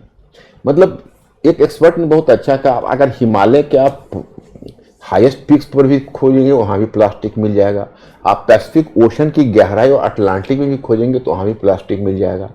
एवरीवेयर प्लास्टिक और प्लास्टिक हम लोग के लाइफ को चॉक कर रहा है। और आज की तारीख में आप कहेंगे तो बहुत बड़ा एक इन्वायरमेंटल क्वेश्चन बन चुका है। आज तो न्यूज़पेपर माय स्टूडेंट्स भरा रहता है पूरे ऐसे ही न्यूज़ से। कभी ये हीट वेव किस प्रकार से वर्किंग आवर्स आपके इकोनॉमी को हीट वेव इन्फ्लुएंस कर रहा है, आपकी पॉलिटी को भी इन्फ्लुएंस कर रहा होगा, क्योंकि कहीं ना कहीं ह्यूमन राइट्स का क्वेश्चन भी तो आ ही जाता है। लेबर राइट, यू कैन से कहीं ना कहीं राइट टू वर्क।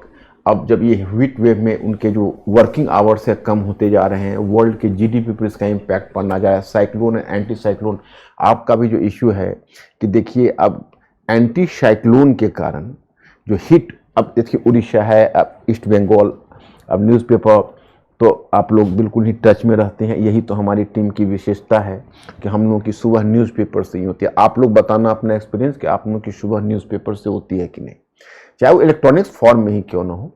क्योंकि जब सुबह तक रात में सोया दुनिया कहाँ थी, सुबह उठा जानने की कोशिश की कि अब how did this world and India travel in the night. तो मतलब न्यूज़पेपर में आपको हमेशा ये चीज़, जैसे अभी देखिए ईस्ट बंगाल में आपको मिलेगा बहुत अनकॉमन टाइप के हिट हो रहे हैं उड़ीसा में जी। ये एंटी साइक्लोन का इम्पैक्ट, और बेसिकली क्या हो रहा है कि जो सेंट्रल एशिया जो आप देखते हैं इक्वेटोरियल जो पैसिफिक रीजन है उसका वाटर हॉट हो रहा है। अब जो सी हीट वेव है वो लैंड को अफेक्टेड करने जा रहा है। तो हर जगह तो वही प्रॉब्लम है। इसी में प्रॉब्लम प्लास्टिक का आया। अभी ओटावा में एक कॉन्फ्रेंस हुआ है और अब उसमें नवंबर में एक कॉन्फ्रेंस होने जा रहा है साउथ कोरिया में। उसमें कुछ कंक्लूसिव और कुछ बाइंडिंग क्लॉजेज कहा जाता है लाए जाएंगे, लेकिन अब इसमें आपको मनीष शनी बताएंगे कुछ सक्सेस मिला या नहीं मिला। सर देखा जाए तो आज जो पृथ्वी हमारी है वो ट्रिपल प्लेनेटरी क्राइसिस से गुजर रही है, जिसमें सबसे पहला स्थान है हमारा क्लाइमेट चेंज का, दूसरा है पॉल्यूशन और तीसरा है बायोडाइवर्सिटी लॉस। और ये तीनों बहुत ही सीरियस इश्यूज़ हैं और अगर हम यूपीएससी के एक्सपीरियंस की बात करें तो लगभग हर साल कहीं ना कहीं आपको ये यूपीएससी पीटी मेंस इंटरव्यू हर जगह दिख ही जाते हैं क्वेश्चंस के रूप में। और प्लास्टिक पोल्यूशन एक इतना बड़ा चैलेंज है जो तीनों को ही प्रभावित करता है, इसको एग्रीवेट करता है।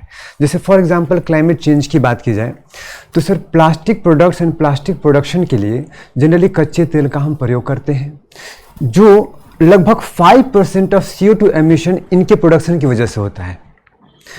तो इससे हमारी ग्लोबल वार्मिंग की समस्या बढ़ रही है और क्लाइमेट चेंज को हमारा बढ़ावा दे रहा है। साथ में अगर पॉल्यूशन की बात करें तो प्लास्टिक पॉल्यूशन न सिर्फ हमारा वाटर पॉल्यूशन को बढ़ा रहा है, साथ ही साथ सॉइल के पॉल्यूशन को भी बढ़ा रहा है, जंगलों को भी पॉल्यूट कर रहा है और एयर को तो पॉल्यूट कर ही रहा है। और इसमें लगभग 13,000 केमिकल्स यूज किए जाते हैं वर्ल्ड वाइड, इसके अगर सारे रेंज ऑफ प्रोडक्ट्स की बात की जाए, जिसमें से 9,000 जो प्रोडक्ट्स जो केमिकल्स हैं वो इंसानों के लिए हार्मफुल हैं। तो ये पॉल्यूशन को भी बढ़ा रहा है हमारा। तीसरी बात कि हमने बायोडाइवर्सिटी लॉस की, तो हम जानते हैं कि जहाँ कहीं भी प्लास्टिक्स होते हैं, प्लास्टिक के छोटे से टुकड़े जो माइक्रो प्लास्टिक्स हो गए, जब ये सॉइल में सिप करके अंदर जाते हैं तो सॉइल के अंदर जो माइक्रो ऑर्गेनिजम्स होते हैं जो कि हमारे सॉइल की फर्टिलिटी के लिए बहुत महत्वपूर्ण स्थान रखते हैं, वो इससे डिस्ट्रॉय हो रहे हैं और अल्टीमेटली हमारा जो सॉइल है वो, अगर हम बात करें बायोडाइवर्सिटी लॉस की, तो हम जानते हैं कि जब प्लास्टिक जब सॉइल में मिलता है, मतलब मिट्टी में से, प्लास्टिक पोल्यूशन से हमारा जो सॉइल डिग्रेडेशन भी हो रहा है। जो सॉइल में हमारे माइक्रो ऑर्गेनिजम्स होते हैं वहाँ पे प्लास्टिक पहुँचने की वजह से धीरे धीरे उनका संख्या कम हो रहा है, वो डिस्ट्रॉय हो रहे हैं और इससे सॉइल की फर्टिलिटी कम हो रही है। और उस फर्टिलिटी कम होने की वजह से हमारा जो पेड़ पौधे या फिर जो हमारा एक बायोडाइवर्सिटी अल्टीमेटली लॉस होगा, ऑब्वियस सी बात है। तो ये तीनों ही क्राइसिस को ये जन्म दे रहा है, प्लास्टिक पोल्यूशन। और इसीलिए इसको रोकथाम करने के लिए हमें कदम उठाने की बहुत ही सख्त ज़रूरत आन पड़ी है। ऐसा कहा जाता है कि it is the worst of times but at the same time it is also the best of times, because still we have chances कि हम इसको कर्व कर सकते हैं, इसको रेगुलेट करके इसको कंट्रोल कर सकते हैं। और ऐसा एक अनुमान है कि अगर हमने अभी से प्रयास शुरू किए तो 2040 तक लगभग 80% तक प्लास्टिक पोल्यूशन से और इसके होने वाले खतरों को हम लोग संभावित तौर पे कम कर सकते हैं। और इसी दिशा में एक कदम उठाया गया, जैसा कि आपने जिक्र किया ग्लोबल प्लास्टिक ट्रीटी की, जिसका कि आपने सर बताया अभी कि उसका 4th round of negotiations Canada में हुआ और उसका 5th होने वाला है नवंबर 2024 में ही। उनका लक्ष्य है कि किसी तरीके से इस साल के एंड तक इस पे एक ट्रीटी हम लोग फाइनलाइज कर लें, जो कि अपने आप में एक लीगली बाइंडिंग ट्रीटी हो। जैसा कि हमने देखा है कि जब कभी भी इसको कंपेयर किया जाता है COP21 यानी पेरिस कॉन्फ्रेंस, जैसे हो जाता है जो पेरिस का जो कॉप हुआ था 21, उसमें पहली बार इन्वायरमेंट पर इतना बड़ा डिसीजन लिया गया जी। और वो जिसको एक लैंडमार्क ट्रीटी माना जाता है, उसी तरह से इस प्लास्टिक जो ग्लोबल प्लास्टिक जो एक कॉन्फ्रेंस है, इसको एक लैंडमार्क स्टेप माना जाता है। क्या इतना इंपॉर्टेंट है क्या? सर एक्चुअली जैसा कि हमने देखा कि प्लास्टिक जो पॉल्यूशन है ये हमारे जो ट्रिपल प्लेनेटरी क्राइसिस को बढ़ावा दे रहा है, जिसमें पेरिस क्लाइमेट एग्रीमेंट तो हमारे क्लाइमेट चेंज को रोकने के लिए किया गया था। और यदि हम लोग ग्लोबल प्लास्टिक ट्रीटी को अगर सक्सेसफुली अप्लाई कर पाते हैं तो ये पेरिस क्लाइमेट एग्रीमेंट का जो हमारा पर्पस है उसको भी फुलफिल करेगा। और कहीं ना कहीं ये उसके बाद वाकई सबसे बड़ा स्टेप है। बट सर इसमें बहुत सारे चैलेंजेस भी हैं, एक्चुअली इसमें बहुत सारे चैलेंजेस हैं, जैसे कि इसका फोकस है कि जो भी हमारे एलिमेंट्स हैं जिससे कि पॉल्यूशन होता है और साथ ही जो पॉल्यूशन से होने वाले संभावित खतरे हैं सबको कम किया जाए। लेकिन इसमें इश्यूज़ ये आ रहे हैं सर कि हमारे कुछ ऐसे कंट्रीज़ हैं जो पेट्रोकेमिकल प्रोड्यूसिंग कंट्रीज़ हैं, जिसमें सबसे ज़्यादा महत्वपूर्ण स्थान रखता है सऊदी अरेबिया, उसके साथ साथ ईरान, चाइना। ये कंट्रीज़ का कहना है कि हम लोग इसके प्रोडक्शन को कम ना करके इसको रिसाइकल करने का कोशिश करें। लेकिन अगर एक डेटा से हम समझें कि 1950 से लेकर 2017 तक लगभग हम लोगों ने 9 बिलियन टन हमने प्लास्टिक प्रोड्यूस किया है, जिसमें से 7 बिलियन टन जो है वो कचड़े के कूड़े के ढेर में हमारे सामने आज प्रेजेंट है। इसका एक बहुत बेहतर एग्जांपल ले सकते हैं हम लोग सर। इंडोनेशिया में एक नदी है सीताराम करके, उसके अप स्ट्रीम के आसपास लगभग 147 गांव हैं और वहाँ पे प्लास्टिक वेस्ट मैनेजमेंट का कोई खास इंफ्रास्ट्रक्चर डेवलप नहीं किया गया है। तो उन गांवों का जो भी वेस्ट होता है, जिसमें मैक्सिमम प्लास्टिक वेस्ट भी शामिल है, वो सब डंप कर देते हैं उसी नदी में। और उस नदी का आज ये हाल है कि उसके डाउन स्ट्रीम में और कैसे कुछ एरियाज़ में मोर देन 60% जो फिशरीज थी वो समाप्त हो चुके हैं और मछलियों से ज़्यादा वहाँ पे प्लास्टिक पोल्यूशन हो चुका है, और जिसकी वजह से आए दिन उसके आसपास के बसे गांव में कई तरह की त्वचा से संबंधित बीमारियां, कैंसर तक का रूप लेना शुरू हो चुका है। और एक अनुमान ये है कि अगर हमने स्टेप अभी नहीं उठाई तो 2050 तक कि पूरे वर्ल्ड का जो एक ओशन है हमारा, उस सारे ओशन में मछलियों से ज़्यादा हमारा प्लास्टिक वेस्ट हो चुका होगा। लगभग हर एक मिनट हमारा एक ट्रक हम लोग जो हैं प्लास्टिक पोल्यूशन या कचरा हम लोग समुद्र में डाल रहे हैं, और जिसका इम्पैक्ट ये है कि लगभग 1 लाख हमारे जो मेरीन स्पीसीज़ हैं वो मर जा रही हैं हर साल। तो इस चीज़ को ध्यान में रखते हुए हमें इस ट्रीटी को सर इम्प्लीमेंट करने की बहुत सख्त जरूरत है। मैंने पढ़ा कि इसको 20 ईयर्स से लेकर 500 ईयर्स तक डिकम्पोज होने में लग सकता है। तो ऐसा भी कोई ऐसा नहीं हम लोग इन्वेंट कर सकते जिसमें कोई केमिकल्स या कुछ इस तरह की चीज़ें जो इसको डिकम्पोज ही कर दे अर्थ में? सर ये चूँकि हम लोग इसको प्लास्टिक पोल्यूशन आखिर होता यही है कि जो हमारा harmful accumulation of plastic and plastic related products हमारे जो आ जाते हैं इन्वायरमेंट में, इसको इसलिए ही कहते हैं क्योंकि इनका लाइफ सर सैकड़ों साल, हज़ारों साल तक होता है और ये बायोडिग्रेडेबल नहीं होते हैं। इसका हम लोग यही कर सकते हैं कि एक हमारा इसका प्रोडक्शन से लेकर के डिज़ाइन से, प्रोडक्शन से लेके, कंजम्पशन से लेके इसके वेस्ट मैनेजमेंट तक हमें कई सारे कदम उठाने की आवश्यकता है, जो कि हमारा ग्लोबल प्लास्टिक ट्रीटी के अंतर्गत जिसके बारे में जिक्र किया जा रहा है कि हम ऐसा एक लीगली बाइंडिंग ट्रीटी बनाएं। साथ ही हम टाइम टू टाइम बेसिस पे टेक्नोलॉजी का हेल्प करें सारे कंट्रीज़ को, इन्फॉर्मेशन हम उनको दें, नॉलेज उनको दें, साथ ही साथ फाइनेंसेस से भी सपोर्ट करें। और कोशिश ये किया जा रहा है इसके अंतर्गत कि जो भी हमारा एक ट्रेडिशनल प्रैक्टिसेस था, जो हमारा ओल्ड एज प्रैक्टिसेस था लोकल कम्युनिटीज़ का, इंडिजिनस पीपल का, उसको भी हम लोग इसमें समाहित करें। और जहाँ तक सर आपने कहा तो एक्चुअली सारे तरह के प्लास्टिक्स जो हैं वो प्रॉब्लमेटिक नहीं है। होता क्या है कि लगभग जितने भी प्लास्टिक प्रोड्यूस हम लोग करते हैं, जिसमें से 40% जो प्लास्टिक्स हैं वो सिंगल यूज़ हैं। अगर हमने एक बार इसको यूज़ किया और थ्रो कर दिया, वो हमारे लिए सबसे बड़ा खतरा पैदा कर रहा है। साथ में एक इशू क्या है कि हम इसको आसानी से रिसाइकल भी नहीं कर पाते हैं, क्योंकि लगभग एक डेटा कहता है कि 10% से भी कम जो हमारे प्लास्टिक्स हैं वो रिसाइकल हो पाते हैं। 90% हमारा जो है कूड़े में ही चला जाता है। और रिसाइकलिंग कॉस्ट भी सर जो है वो हमारा ज़्यादा आता है एज़ कम्पेयर टू जो रॉ मटेरियल हमारा जो आता है। तो रॉ मटेरियल ज़्यादा तो कॉस्ट हमारा पड़ गया रिसाइकलिंग कॉस्ट ही। और जहाँ तक हम अल्टरनेटिव्स की बात करते हैं सर, जो इसके लिए वाकई अल्टरनेटिव्स हो सकते हैं, लेकिन इस पे हमने उतना ध्यान अभी तक नहीं दिया है, दिए जाने की आवश्यकता है। थोड़ा सा प्लास्टिक प्रोडक्शन चीपर पड़ता है, इसलिए सर इसका प्रोडक्शन ज़्यादा होता है। हालांकि बहुत रिसर्च एंड डेवलपमेंट पे खर्च किए जा रहे हैं, कोशिश की जा रही है, बहुत जल्द इसका हमें अल्टरनेटिव देखने को मिल सकता है और है भी। बट प्रॉब्लम ये है कि हमें अपने बिहेवियरल चेंज में लेके आना पड़ेगा। हम सरकारों को इस पर कोशिश करनी पड़ेगी, इसको एक जन आंदोलन के रूप में हमें प्रेजेंट करना पड़ेगा, तभी हम बेहतर बदलाव ला सकते हैं, जिसमें राष्ट्रीय अंतर्राष्ट्रीय स्तर पे कोऑपरेशन की भी जरूरत पड़ेगी। ये सिर्फ कुछ लोगों के या कुछ सरकारों के प्रयास से ये नहीं होगी, पूरे इसको वर्ल्ड वाइड जन आंदोलन बना के ही हम इसको इस समस्या का समाधान पा सकते हैं। फिर वही ग्लोबल कॉमन्स का प्रॉब्लम आ जाएगा जी। किसी न किसी के इंटरेस्ट टकराने लगेंगे, देखिए ये सुखद स्थिति आ जाए।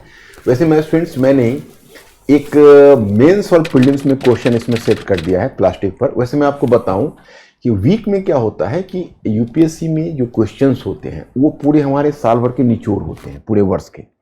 लेकिन जैसे आप देखते हैं ओशन ड्रॉप से बनता है, so the same is going to happen there. You can not prepare the things suddenly, मतलब you have to move gradually. तो वीकली बेसिस पर आपको क्या करना है, जैसे मैंने आपको जो सजेस्ट किया है कि you have to keep your 5 to 10 pages vacant after every topic in general studies part, static part, and you have to note down what developments have taken place in polity in this week, economy in this week, science tech in this week, environment in this week। तो क्या होगा कि gradually वो आपका जब last में जब आप रिवाइज कर रहे होगे तो वो सब ग्रेजुअली आपके पूरे थॉट प्रोसेस में आ जाएंगे। और एग्जाम हॉल में चाहे कोई कितना भी प्रिपेयर होके जाता है, टॉपर से लेके फ्रेशर तक, आप यही ध्यान करें, हमेशा वहाँ उम्मीद केवल वही 5 पॉइंट्स की रहती है, जो 20 क्वेश्चंस लिखना रहता है। और वहाँ पर जब आप अपने दिमाग के जब एंटीना खोलेंगे तो बस वही इच्छा रहती है कहीं से थोड़ा सा वेव मिल जाए कि मैं इस क्वेश्चन का आंसर लिख दूं। तो इस तरह के जो डिस्कशन आप सुनते रहेंगे, तो जब आप वहाँ अपने माइंड के जब आप एंटीना खोलेंगे तो कहीं ना कहीं आपको वेव मिल जाएगा, और नहीं तो डरने की भी बात हो सकती है कि नो सिग्नल। अब कई बार क्या होता है कि 18 नंबर क्वेश्चन हमारे पास रखा हुआ है, वार्निंग लग चुकी है, but still we are not having 3 to 4 points to write there. तो इस तरह के जो डिस्कशन है वो आपको नेचुरल इंटरेस्ट पैदा करेगा, और कहीं ना कहीं हर टॉपिक में आपको कुछ ना कुछ पॉइंट्स मिलते रहेंगे, लेकिन लंबे समय तक जुड़ने की ज़रूरत है। और you have to download the PDF and try the question. तो आप कुछ इनके द्वारा किया गया प्रयास, जैसे हमारे द्वारा पूरे वर्ल्ड के द्वारा किया गया प्रयास जो है प्लास्टिक पोल्यूशन को रोकने के लिए, वो ऊंट के मुंह में जीरा के समान है। अभी हमें बहुत ज़्यादा प्रयास करने की आवश्यकता है। तो हमारे स्टूडेंट भी सर आप उनको गाइड कीजिए कि ऐसा ना हो कि बहुत कम करें वो। नहीं वो तो प्रयास है। देखिए एक्चुअली है क्या कि मैं आपको बेसिक फाउंडेशन, एडवांस फाउंडेशन में जब मैं स्टैटिक पार्ट आपको बताऊंगा तो ये सब चीज़ें आपके लिए काफ़ी ईजी हो जाएगी। अभी तो मैं सिर्फ आपको ये ट्रेन कर रहा हूँ कि करेंट हमारे लिए कैसे इंपॉर्टेंट होता है and how to tackle the current. तो आज हम इस डिस्कशन को यहीं पर विराम देंगे, और मैं अपने टीम मेंबर को विशेष रूप से थैंक्स करना चाहूँगा। All of them have done the, you can से, very excellent explanation, and students के लिए बहुत ही यूजफुल होगा, हम ऐसी उम्मीद कर सकते हैं। तो फिर मिलते हैं अगले वीक। याद रखिएगा सैटरडे नाइट नहीं भूलिएगा। Thank you very much, you will see you.